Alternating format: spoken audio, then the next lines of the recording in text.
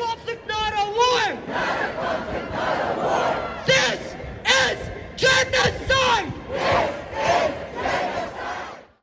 Tragedy and attacks on Israel on October 7th. The world has changed, and it would appear that there are more and more people all around the world that are opposing Israel, fighting back against Hamas, than they are supporting them. Hello, I'm Adrienne Batra. With me are Warren Kinsella and Brian Lilley. Warren, all three of us have been to Israel since October 7th. We have spoken and seen things with our own two eyes, the horrors that occurred on October 7th. And I say that the world has changed, and I don't think that's in any underestimation. We've seen the protests in the streets in modern cities all across the world, North America, Toronto being one of the worst, with these pro-Hamas rallies, death to Israel chants. And it moved us, it hurt us, and we as Canadians say, no, this is return the hostages. Israel has the right to defend itself and get and eradicate, terrorists from their lands. But things have now again changed, and things aren't going so well for Israel, Warren. No, and the polling shows that. Leger last week, 49% of Canadians believe that Israel is committing genocide. It is not, but that's what they believe. Then we've got Angus Reid Group this week issuing a poll saying that they're outraged. Two-thirds of Canadians are outraged by what is taking place, and they blame Israel for it. It's not fair, it's not right, it's not accurate, but it is the state of public opinion, not just in Canada and around the world. What are the reasons for it? I think it's twofold, and as you guys know, I've written a book about this. It'll be out at the end of the year. It's twofold. Number one, Israel, as amazing as it has been, fighting a war on 7 fronts, the pagers with Hezbollah and Iran and decimating the leadership of Hamas. It has won those fights, but it has done a terrible job of telling its own story, what the Israelis call Hasbara. The three of us have been there. And, when you go there, you just shake your head. It's like, there's so many positive stories Israel could be telling the world about itself, and it's not doing that. That's number one. Number two, the bad guys in the form of Iran and Hamas and Hezbollah and, aided and abetted by China and Russia, are really stepped up their game in propaganda. Right? They've got a global propaganda campaign underway to promote not only anti-Israel and anti-democracy themes, but to actively promote anti-Semitism. And it's now having an impact in public opinion in places like Canada. And, so when the Prime Minister of Canada stands up and solemnly declares, as he did last week, well, we're going to recognize Palestine in exchange for nothing, for absolutely nothing, it was so depressing to me that day. It was so infuriating, but it testifies to how well the bad guys have done their propaganda campaign and how badly Israel has told its own story. And Brian, the story that is being told right now, the images that are being seen around the world, of course, are horrific. The cover of Time magazine, that staged photo of all those citizens of Gaza holding out empty bowls, looking it's terrible. None of us want to see those images. But let's talk about the reality of what's going on. Israel made a mistake a few months ago by blocking aid, but that was quickly rectified. Aid is going into the country, but it's not getting to the people. And why? Well, if it goes in through the United Nations, it doesn't get to the people. A couple of reasons for that. Eylon Levy, who I think we all met in Tel Aviv, at times an official and unofficial spokesperson for the Israeli government, he's been down to the border crossings where Israel is dropping aid off. And for the longest time, the UN was not picking any of it up. And so you had hundreds and hundreds of truckloads worth of aid, water, canned tuna, flour, all these food products that people are desperate for, just sitting rotting in the sun. They were shamed into starting to pick it up, but they're still not picking it up as fast as Israel is dropping it off. So that's if the UN gets it. And then once the UN does pick it up, it's often looted by Hamas, which is something the United Nations has admitted itself. You've got this other group, the Gaza Humanitarian Foundation, the American group that's working with the Israeli Defense Forces to distribute aid. And this is the one that we keep hearing is horrific and awful and needs to stop. And then you see news reports where people are actually getting food from there and are thankful that this group is there because that food is getting to people and not being looted by Hamas. So Warren is absolutely correct. Israel is not doing a good job of telling its own story. The Iran proxies, be it Hamas, Hezbollah, everyone else, they're doing a great job. But there's a difference. If Israel, whatever Israel says, is met with huge skepticism, anything that is put out by the Gaza Health Ministry, aka Hamas, is repeated as if it is gospel fact, and it is disseminated around the world. And so they will make exorbitant claims about how many people have been killed. 27 people killed at this, 91 killed at that. If you added up all the people that have apparently been killed or died of starvation based on Hamas, Gaza Health Ministry officials, there'd be nobody left. And yet this stuff does not get fact checked. Israel is held to a different standard. Yeah, exactly. And you've also got propaganda that Warren mentioned, backed by Qatar and Iran.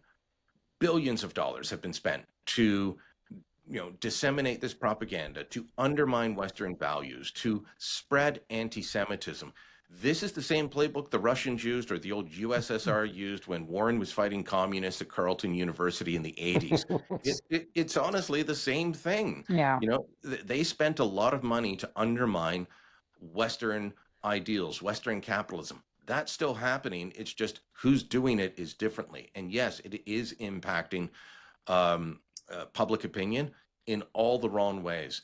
This is greatly hurtful to me to see the changes that we're seeing. Warren, that propaganda and that mindset has infiltrated on the campuses of Canada and particularly in the United States. And when you look at these global intifada protesters and pro-Hamas protesters and river to the sea folks, a lot of it is young women. You can just see the footage. It's a lot of young women, which is troubling to me on many fronts. But I think just going back to the bigger picture on this whole thing with respect to what the world is seeing right now is that Israel is supposedly starving all these people. We know that's not the case. We know that's a lie. We know that that is inaccurate. And Israel's not telling the story strong enough. But to Brian's point, it doesn't seem to matter if Israel tells their story. There is a large contingent, particularly even in the media, that will listen to, the Hamas Department of Health and put out their numbers or their information without fact checking. What can Israel do? It needs to smarten up on where people get information. Well, the point you made about young women is really, really true. And I've seen it in the data, it's polling so done around the world. So where do people get information these days? They get it from people like us, so-called legacy or mainstream media, and they get it from social media. Well, in mainstream media, in just a few days, we've had the New York Times, the paper of record, putting a child who was apparently starving, they said that child was, on their front page, saying that this child was being starved by Israel. Well, it turned out that the child had pre-existing conditions and was not starving as a consequence. The child wasn't starving at all, so they had to do apology some days afterwards, but the damage was done. Another example, Time magazine, the magazine of record, on its front page, people leaning over a fence, looking desperate, empty bowls, looking for food. Then we see the image as a consequence of some fine reporting by a German publication showing a pro-Hamas photojournalist getting them to lean over the fence. It was a staged photograph. So that's what's happening in mainstream media. And then, of course, on social media, as we all know, it's a sewer of misinformation. There's no oversight in the form of editors like Adrienne Batra. There's no professional reporters in the form of Brian Lilley. There's nobody doing that. You can put anything you want up on the internet. Right. And so on Instagram, the source of information for a lot, demographically, a lot of women and young women is completely coming from Hamas.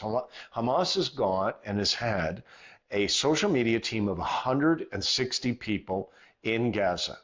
And they've been active throughout the war, and they've been very effective at reaching audiences they previously did not hold, like, as you point out, young women. So, you know, the bad guys are really up their game, and we need to do likewise, because they're not just after the Saturday people, they're coming after the Sunday people too. They're coming after Western democracy. And clearly, Brian, this is having an impact in Canada as well. We saw this wrong-headed move from Liberal Prime Minister Mark Carney to say that in a couple months' time there is going to be a recognition of a Palestinian state if these obscure goals are met, which we know Hamas is never going to do, or even try to. In fact, Hamas came out and thanked Canada for this soon to be forthcoming recognition. Just crazy. Canadians are shifting their public opinion on it as well. So it is having an impact negatively against Israel, Brian.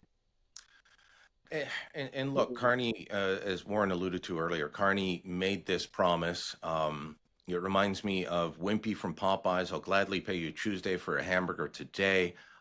We're going to recognize a Palestinian state in September, sometime in 2026. There will be elections that Hamas will not be allowed to be part of, according to Mark Carney, and he got that assurance from Mahmoud Abbas, a man who's in the 20th year of his 4-year term. A man who has promised elections over and over again to countries that are bigger, have more influence in the region than Canada, and they have never materialized. Everything Mark Carney has been promised in exchange for his vote at the UN in September is something that Mahmoud Abbas and the Palestinian Authority, who still pay people pensions if they kill Jews, and if they die doing it, their family will get pensions for killing Jews in terrorist attacks. That still happens. That's the guy that we're relying on. And as you mentioned, Hamas thanked Canada. They said the votes from Canada, Britain, and France were the fruits of October 7th. Mm-hmm. We are supporting people who say terrorism works. Let's do more of it. And by the way, they want to do more of it. And they reject a two-state solution. And they say they will keep doing October 7th attacks over and over again. And so they have all the land, and Israel is gone, and so are the Jews. That's who we're backing now. We're on the wrong side of history, Adrienne. Well, it is not the first time that we've seen Canada lose its moral compass and no moral clarity when it comes to this issue. But Israel is not committing a genocide. So when you see all of those propaganda photos out there of the starving people, remember who's holding the aid out from those very people from getting it in those bowls. Well, like this video and subscribe to our YouTube channel, and go to thetorontossun.com. You'll find commentary and coverage there you will not find anywhere else.